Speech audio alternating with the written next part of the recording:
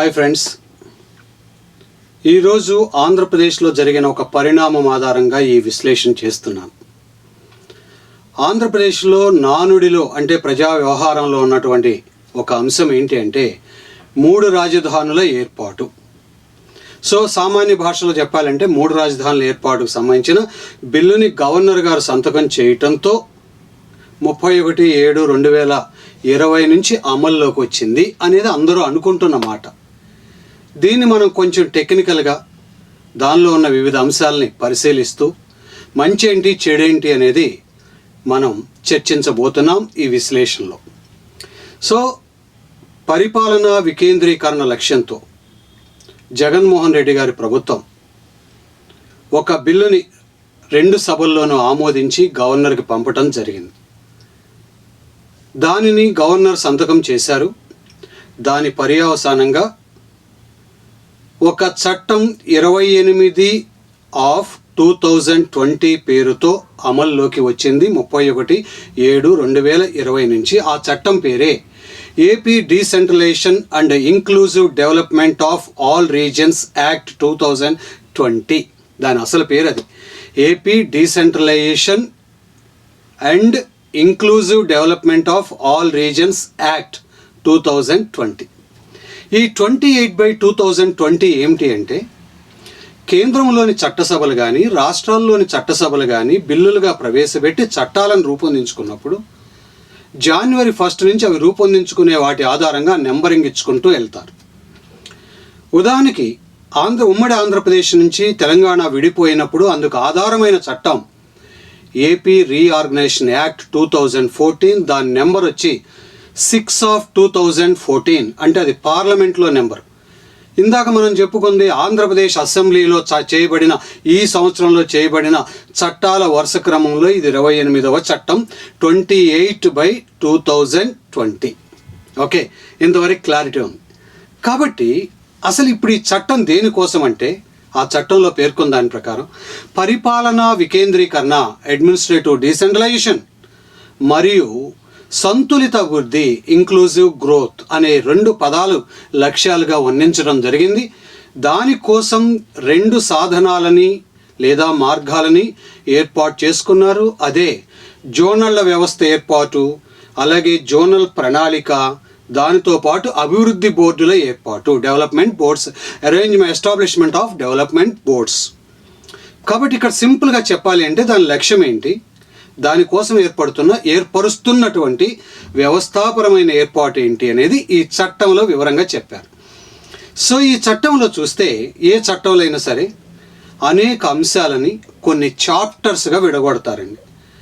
అలాగే చాప్టర్లోని వ్యక్తిగతమైన ప్రావిజన్స్ని సెక్షన్స్ అంటారు. ఇప్పుడు ఈ చట్టంలో 4 చాప్టర్స్ ఉన్నాయి, 12 సెక్షన్స్ ఉన్నాయి. 4 చాప్టర్లు పూర్తయ్యేదని 12వ సెక్షన్ కూడా పూర్తవుతుంది. ఇప్పుడు వాటిని మనం ముందుగా చూద్దాం. ఇందులో ఉన్నటువంటి సాంకేతిక అంశాలు అర్థమైన తర్వాత లాభాలేంటి, నష్టాలేంటి, రాబోతున్న పరిణామాలు ఏంటి అనే కోణంలో విశ్లేషిద్దాం. ముందుగా చాప్టర్ 1 తీసుకుందాం. చాప్టర్ 1లో 2 సెక్షన్లు ఉన్నాయి, సెక్షన్ 1, సెక్షన్ 2. దానిలో చట్టం పేరు అలాగే దాని యొక్క పరిధి ఎక్స్ప్లెయిన్ చేయబడ్డాయి. ఇందాక చెప్పాను, చట్టం పేరు AP decentralisation inclusive development of all reasons, దాని పేరు అది. ఓకే, ఆ విధంగా మొదటి చాప్టర్లో 2 సెక్షన్లు దానికి సంబంధించి ఉన్నాయి. ఇక రెండవ చాప్టర్లో సెక్షన్ 3, 4, 5, 6 4 సెక్షన్లు ఏర్కోబడ్డాయి. ఈ 4 సెక్షన్లో ఏమేమి ఉన్నాయి? ముందుగా సెక్షన్ 3 తీసుకుంటే మొత్తము రాష్ట్రాన్ని జోనులుగా ఏర్పాటు చేయండి అన్నారు. ఇప్పటికే మనకి 1973 నాటి ఉత్తర్వుల ప్రకారం 4 జోన్లు ఉన్నాయి. Zone 1 Uttarandhra, zone 2 Madhyandhra, zone 3 Guntur నుంచి నెల్లూరు వరకు, జోన్ 4 రాయలసీమ. అయితే ఈ జోన్లు దేనికి సంబంధించినవి అంటే ఉద్యోగ విద్యా అవకాశాలకు సంబంధించింది, నియామకాలకు సంబంధించింది. ఓకే, అయితే ఇప్పుడు ఏంటి, పరిపాలనా అభివృద్ధికి సంబంధించిన విషయం ఇది. అందుకనే జోనల్ ఏర్పాటు. అయితే ఇక్కడ అదే 4 జోన్లను పరిగణలోకి తీసుకోవచ్చేమో, అది ప్రభుత్వ ఇష్టం. లేదా రేపు ఇప్పుడున్న 13 జిల్లాలు 25 జిల్లాలు కాబోతున్నాయి కాబట్టి వాటిని ఆధారం చేసుకుని తెలంగాణలో లాగా 7 జోన్లో 10 జోన్లో ఏర్పాటు చేయొచ్చేమో. తెలంగాణలో 7 జోన్లు చేసుకున్నారు, అలా ఏర్పాటు చేయొచ్చేమో. అందుకని ఆ జోన్ల ఏర్పాటు అనేది సెక్షన్ 3లో పేర్కొంటూ ప్రభుత్వానికి ఇచ్చారు అధికారం.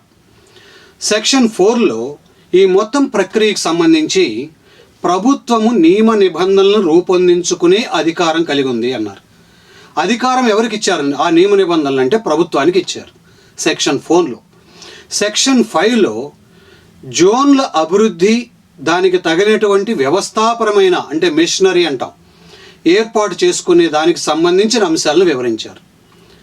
సెక్షన్ 6లో బోర్డుల ఏర్పాటు గురించి పేర్కొన్నారు. అంటే ఇప్పుడు ఈ జోన్లు, ఆ జోన్లకు తగిన ప్రణాళికలు తయారు చేయటం. ప్రణాళిక అంటే మనకు తెలుసు, లక్ష్యాలు, వనరులు, వ్యూహాలు.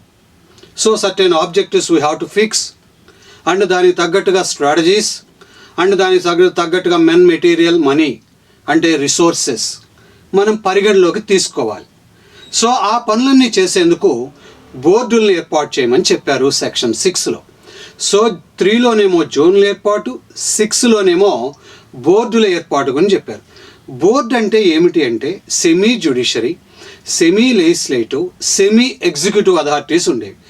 బోర్డులు కొత్తవేం కాదు, మనకి ఇంతకుముందు ఎప్పుడో 1970sలోనే ఉన్నాయి. అయితే ఆ బోర్డులు అటు రాష్ట్రానికి ఇటు జిల్లాకి మధ్యలో ఉండి ఒక పెద్ద అవరోధాలుగా తయారయ్యాయని తర్వాత పరిపాలనా సంస్కరణలో బాగా ఆ బోర్డులు రద్దు చేయడం జరిగింది. మరలా ఇప్పుడు వాటిని పిక్చర్లోకి తీసుకురావడం జరిగింది. కాబట్టి ఆ విధంగా చాప్టర్ 2లో మనకి 3 నుంచి 6 సెక్షన్లు ఉన్నాయి. ఆ విధంగా జోన్లు, జోనల్ ప్రణాళిక, వ్యవస్థాపరమైన ఏర్పాట్లు, నిబంధనలు, బోర్డులు మొదలైనవన్నీ కూడా ఇక్కడ ఏర్పాటు. ఇక చాప్టర్ 3కి వస్తే పరిపాలనా కేంద్రాల గురించి చెప్పాడు. ఇప్పుడు సింపుల్గా మనం 3 రాజధానులని ఏదైతే చెప్తున్నామో దానికి సంబంధించిన పరిపాలనాపరమైన స్థావరాలు లేదా స్థానాలు, దాన్ని సీట్స్ ఆఫ్ గవర్నెన్స్ అంటాం. ఈ 3rd చాప్టర్ 3 పేరు సీట్స్ ఆఫ్ గవర్నెన్స్ గురించి పేర్కొన్నాడు. దానిలో సెక్షన్ 7, సెక్షన్ 8 అనేవి ఉన్నాయి. సెక్షన్ 7లో 3 మెట్రోపాలిటన్ డెవలప్మెంట్ అథారిటీస్ ఏర్పాటు చేయమన్నాడు. మెట్రోపాలిటన్ రీజియన్ డెవలప్మెంట్ అథారిటీస్ ఏర్పాటు చేయమన్నాడు. నిజానికి ఈ మెట్రోపాలిటన్ రీజియన్ డెవలప్మెంట్ అథారిటీస్ అనేవి ఆంధ్రప్రదేశ్ ప్రభుత్వం 2016లో అప్పటి అసెంబ్లీలో ప్రవేశపెట్టబడిన ఒక బిల్లు చట్టంగా తయారు చేసుకుని దాని ద్వారా వివిధ పట్టణాలని ఎలా అభివృద్ధి చేయాలి అనే దానికోసం ఆనాడు AP metropolitan reason development authorities act 2016 తీసుకున్నారు. ఆ చట్టాన్ని కోట్ చేస్తూ సెక్షన్ 7లో 3 అలాంటి మెట్రోపాలిటన్ రీజన్ డెవలప్మెంట్ అథారిటీస్ని ఏర్పాటు చేస్తున్నట్లుగా పేర్కొన్నారు. దాన్నే సింపుల్గా మనం చెప్పాలంటే 3 రాజధానులు అనేది అదే. దానిలో భాగంగా సిఆర్డిఏ అనే దాన్ని రద్దు చేసి, సిఆర్డిఏ అనేది క్యాపిటల్ రీజన్ డెవలప్మెంట్ అథారిటీ అని చాలా పెద్దది. ఓకే, దాన్ని రద్దు చేసి దాని ప్లేస్లో Amaravati metro reason development authority అనే దాన్ని ఏర్పాటు చేసి పరిధిని తగ్గించి దాన్ని లెజిస్లేటివ్ స్థావరంగా పేర్కొన్నారు. అలాగే Visakha metropolitan reason development authority అనే దాన్ని ఏర్పాటు చేసి విశాఖలో దాన్ని ఎగ్జిక్యూటివ్ సీటుగా పేర్కొన్నారు.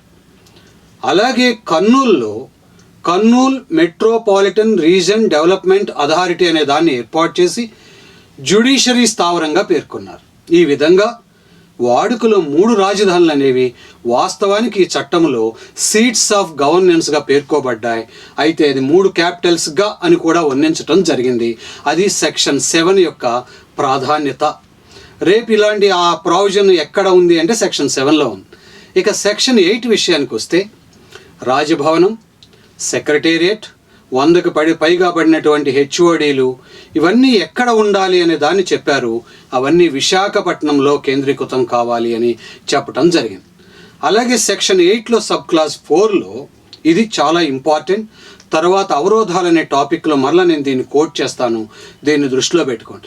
సెక్షన్ 8 సబ్ క్లాస్ 4లో జ్యుడిషరీ సీటుని అమరావతి నుంచి కర్నూలుకి మార్చేందుకు అవసరమైన ఇనిషియేటివ్స్ని రాష్ట్ర ప్రభుత్వం చేపట్టాలి అన్నారు. ఎందుకంటే ఎగ్జిక్యూటివ్ లెజిస్లేటివ్ ఇమ్మీడియట్గా మార్చాలనుకుంటే మార్చొచ్చండి ఈ చట్టం ద్వారా. కానీ జ్యుడిషియరీ మార్పు అంతా ఈజీ కాదు. ఇనిషియేటివ్స్ మన చేతిలో లేదు, ప్రభుత్వం చేతిలో. అయితే అందుకు అవసరమైనటువంటి ఇనిషియేటివ్స్ని చేపట్టమని చెప్పటం జరిగింది. Very good. అదేంటో నేను మాట్లాడతాను. ఓకే, న్యాయ వ్యవస్థలో ఏదైనా మార్పు చేయదలిస్తే కేంద్రం అనుమతి కావాలి, సుప్రీంకోర్టు అనుమతి కావాలి. ఆ న్యాయ వ్యవస్థాపరమైన మార్పు ఆ రాష్ట్ర పరిధికి చెందిందైతే ఆ రాష్ట్ర హైకోర్టు యొక్క అభిప్రాయము అనుమతి కావాలి. అంటే ఇప్పుడు రేపు అమరావతి నుంచి కర్నూలుకి మార్చాలి అంటే కేంద్రం యొక్క అనుమతి తీసుకోవాలి, సుప్రీంకోర్టు అనుమతి తీసుకోవాలి, రైట్. ఇక్కడ హైకోర్టు అభిప్రాయం కూడా తీసుకోవాలి. తీసుకుని వీటన్నిటిని బట్టి ఒక ఫైనల్ నిర్ణయం అనేది ఉంటుంది. అంటే జ్యుడిషియర్ క్యాపిటల్ షిఫ్టింగ్ అనేది అంత తేలిగ్గా కనిపించడం లేదు. అదే అవరోధము, నేను తర్వాత చెప్తాను. ఓకే, ఇక చాప్టర్ 4 లాస్ట్ చాప్టర్ ఈ యాక్ట్లో. దీనిలో సెక్షన్ 9, 10, 11, 12 ఉన్నాయి. ఇవన్నీ కూడా ఈ మొత్తం ఏర్పాటుకు సంబంధించి ఆర్థికపరమైన మద్దతు ఎట్లా ఉండాలి, ఇతరత్ర ప్రభుత్వం యొక్క రోల్ ఏంటి చెప్పడం జరిగింది. కాబట్టి ఈ విధంగా సింపుల్గా మిస్లీనియస్ చాప్టర్ అన్నాడు. అంటే ఆ మూడిట్లో పేర్కొన్నవి కాకుండా మిగతావి అని చెప్పాడు. ఆ విధంగా 4 చాప్టర్లు 12 సెక్షన్లతో ఈ 28/2020 యాక్ట్ అనేది అమల్లోకి వచ్చింది. వెంటనే 31/7/2020 ఆ పాయింట్ సెక్షన్ 1లో చెప్పాడు విత్ ఇమీడియట్ ఎన్ఫోర్స్ అన్నాడు. అంటే ఎక్కువ టైం లేదు, ఇమీడియట్గా స్టార్ట్ చేసేయండి అన్నాడు. ఇది ఓవరాల్గా చట్టంలో ఉన్నటువంటి అంశాలండి. ఇక ఇప్పుడు లాభాలేంటి, నష్టాలేంటి, అవరోధాలేంటి. సో లాభాల విషయానికి వస్తే డెఫినెట్గా రాజధాని అనేది ఒక గ్రోత్ ఇంజిన్ అవుతుంది. గతంలో కొన్ని దేశాలను చూసినా, నగరాలను చూసినా ఆ క్రమంలో ఇంతకుముందు ప్రభుత్వం ప్రతిపాదించినటువంటి ఒకే ప్రాంతంలో అన్ని వ్యవస్థలు అనేది ఆ ప్రాంత అభివృద్ధికే దోహదపడుతుందని, మిగతా 2 వెనుకబడిన ప్రాంతాల అభివృద్ధికి దోహదపడదనేది ప్రస్తుత ప్రభుత్వం యొక్క ఆలోచన. ఆ క్రమంలో ఇందాక చెప్పుకున్నాం బిల్లు పేరులోని ఇంక్లూజివ్ గ్రోత్ అని ఉంది. ఆ ఇంక్లూజివ్ గ్రోత్ అంటే అన్నిటినీ కలుపుకెళ్ళటం తెచ్చే క్రమంలో ఈ విధమైన విభజన మేలైన నిర్ణయంగా జరుగుతుందని ఆశించవచ్చు. అలాగే రాష్ట్రంలో సచివాలయాల ద్వారా ఇప్పటికే భారీ ఎత్తున పాలనా వికేంద్రీకరణ జరిగింది. ఇంతకుముందు అనేకం జిల్లా స్థాయిలో జరిగే పాలనా కార్యక్రమాలని వాళ్ళ ఏకంగా సచివాలయానికి అప్పగించడం అనేది ఒక శుభ పరిణామం. దానివల్ల ప్రజలకి సేవలు త్వరగా లభ్యమవుతాయి. ఆ పరంపరలో ఇప్పుడు జిల్లాల రీఆర్గనైజేషన్ ఉంది. రాష్ట్రానికి జిల్లాకి మధ్య ఈ జోనల్ వ్యవస్థను ఏర్పాటు చేసి బోర్డుల ద్వారా తీసుకురావటం ద్వారా పటిష్టమైన పర్యవేక్షణతో పాటు పరిపాలనాపరమైన సమర్థత కూడా పెరిగే అవకాశం ఉందనేది పరిపాలనా నిపుణుల యొక్క అభిప్రాయం. కాబట్టి ఇది కూడా మంచిదే. అలాగే ఇందా చెప్పుకున్న వెనుకబడిన ప్రాంతాల అభివృద్ధి, ఇలాంటివి పాజిటివ్స్ చాలా ఉన్నాయి. నెగిటివ్స్ ఏంటంటే రేపు న్యాయస్థానంలో కేసులకి ఎక్కడో విశాఖపట్నం నుండి హెచ్ఓడీలు రోజు కొన్ని కనీసం ఒక 10 సంఖ్యలైన కేసులు ఉంటాయి ప్రభుత్వానికి. వెళ్ళి రావటం అనేది కర్నూలుకి చాలా క్లిష్టమైన విషయం అంటారు. అలాగే శాసన ప్రక్రియ అంటే అసెంబ్లీ సమావేశాలు జరిగేటప్పుడు మళ్ళీ అమరావతికి రావటం ఇంకొక బిగ్ టాస్క్ అంటారు. సో ఇలా మూడు ప్రాంతాల్లో పడిపోయినప్పుడు పాలనాపరమైన కోఆర్డినేషన్ అనేది డిఫికల్ట్ అవుతుంది అనేది మరొక ఆలోచన. అలాగే పాలనా వ్యయం కూడా చాలా పెరుగుతుంది. అటు ట్రాన్స్పోర్ట్ వ్యయం కావచ్చు ఇలాంటివి. అలాగే ఎక్కడో ఉన్న వైజాగ్, ఎక్కడో ఉన్న చిత్తూరుకి మధ్య బాగా డిస్టెన్స్ ఎక్కువ అవుతుంది. ముఖ్యంగా రాయలసీమలో అనేక భూభాగాలకి కనెక్టివిటీ ప్రాబ్లం వస్తుంది. బైఫర్కేషన్ చట్టంలో మనకి రాజధాని రాయలసీమకు అనుసంధానించేందుకు అమరావతి ఎక్స్ప్రెస్ వే అని ఏదైతే ప్రతిపాదించారో ఇప్పుడు దాన్ని రాజధాని అదే ఇదా అనే ఒక ప్రశ్న కూడా వచ్చే అవకాశం ఉంది. సరే, ఎనీవే ప్రతిదానికి మంచి ఉంటాయి, చెడు ఉంటాయి. ఇప్పుడు ఈ చట్టం న్యాయ సమీక్షకు గురి కావచ్చా అన్నది ఒక ప్రశ్న. ఎస్, గవర్నర్ యొక్క క్షమాభిక్ష అధికారంతో సహా, అంటే న్యాయస్థానాలు చేసిన శిక్షలను కూడా రద్దు చేసే అధికారంతో సహా అన్నీ కూడా న్యాయ సమీక్షకు గురవచ్చు. డెఫినెట్లీ అవుతాయి. ఇప్పుడు ఈ చట్టం కూడా ఆ కోవకు చెందింది. ఓకే, సో రేపు ఈ చట్టం మీద న్యాయస్థానాల్లో కేసులు దాఖలైతే జ్యుడిషియల్ రివ్యూ కింద ఇది ఎంతవరకు నిలబడుతుంది అనేది కొంతమంది నిపుణుల యొక్క అభిప్రాయం.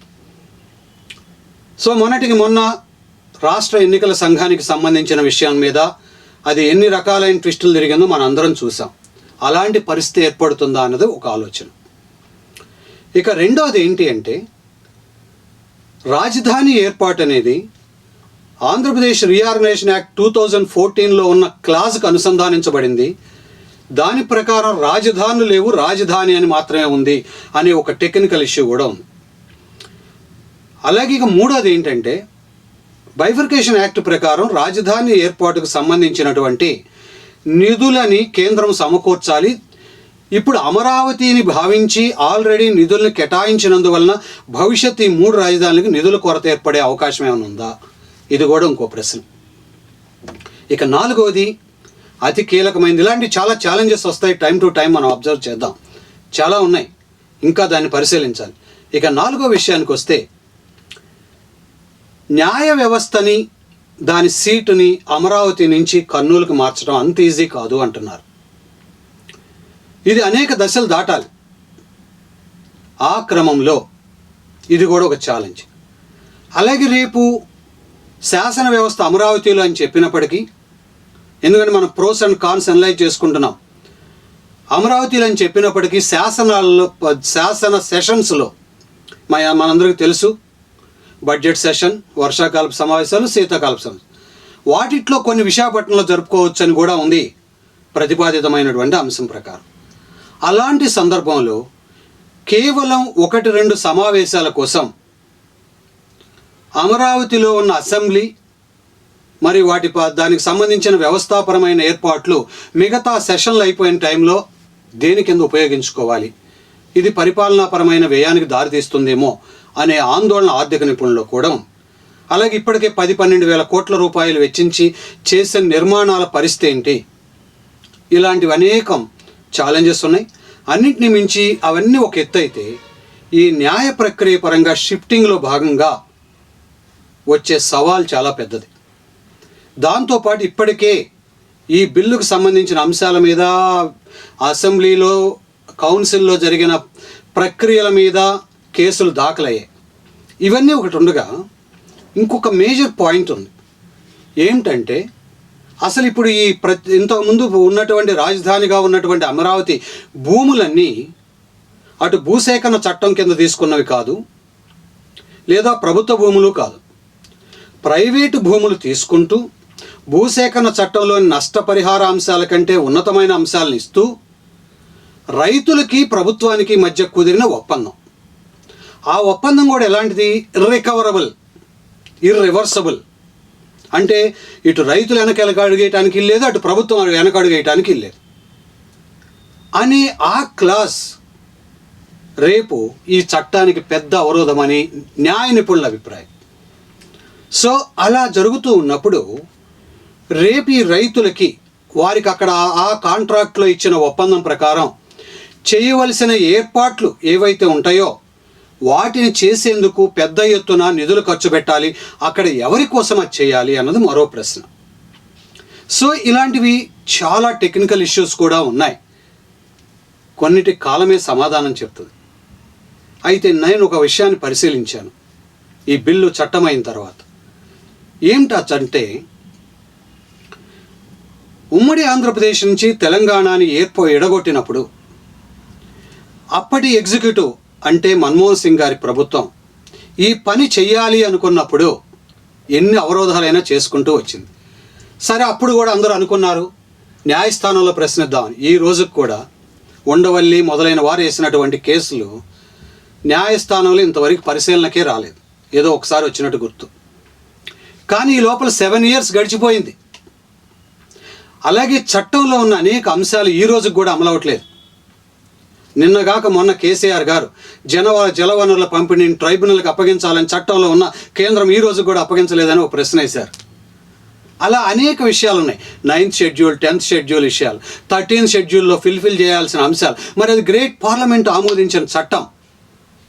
అలాంటివి న్యాయస్థానాల్లో సొల్యూషన్ దొరకటం లేదు త్వరగా. కానీ అదే టైంలో ఎగ్జిక్యూటివ్ తాను చెయ్యాలనుకున్న పనిని బుల్డోజ్ చేయగలదని ఆ చట్టం నిరూపించింది. అలాగే రెండో చట్టం సిటిజన్ అమెండ్మెంట్ యాక్ట్. దేశం అట్టుడికి పోయినా సరే మోదీ ప్రభుత్వం తాను చేయాలనుకుంది చేసింది. అలాగే ఈ డీసెంట్రలైజేషన్ యాక్ట్ జగన్మోహన్ రెడ్డి గారి ప్రభుత్వం తాను చేయాలనుకుంది చేసింది. అంటే ఇక్కడ ఫైనల్ కంక్లూజన్ ఏంటంటే, ఇందాక సెక్షన్ 8 సబ్ క్లాస్ 4లో ఉన్న అంశం దృష్ట్యా కొన్ని అవరోధాలున్నా, ఆర్థిక అవరోధాలున్నా, పరిపాలనా అవరోధాలున్నా, న్యాయపరమైన అవరోధాలున్నా ఎగ్జిక్యూటివ్ బుల్డోజ్ చేయాలనుకుంటున్నప్పుడు అంత డిఫికల్టీ ఏమీ ఉండదేమో అని నాకు అనిపిస్తుంది సెన్స్. ఎందుకంటే ఇప్పుడు నేను చెప్పిన 3 ఉదాహరణలు మీరు పరిగణలోకి తీసుకోండి, దాంట్లో ఉన్న కిటుకు అర్థమైపోతుంది. కాబట్టి ఇక్కడ జగన్మోహన్ రెడ్డి గారి ప్రభుత్వం చాలా దృఢంగా ఉంది. పరిపాలనా వికేంద్రీకరణ లేదా సమగ్ర అభివృద్ధి, సంతులిత అభివృద్ధి అనే వ్యూహంతో అది మంచి పరిణామమే కావచ్చు. ఇదే టైంలో చెక్స్ అండ్ బ్యాలెన్సెస్ ఎలా ఉండబోతున్నాయనేది ఒక పెద్ద క్వశ్చన్ మార్క్. ఎనీవే, రాబోయే రోజుల్లో మరెన్నో విషయాలను మనం చూడబోతున్నాం. కాబట్టి ఇప్పటికిది విశ్లేషణ. Thank you.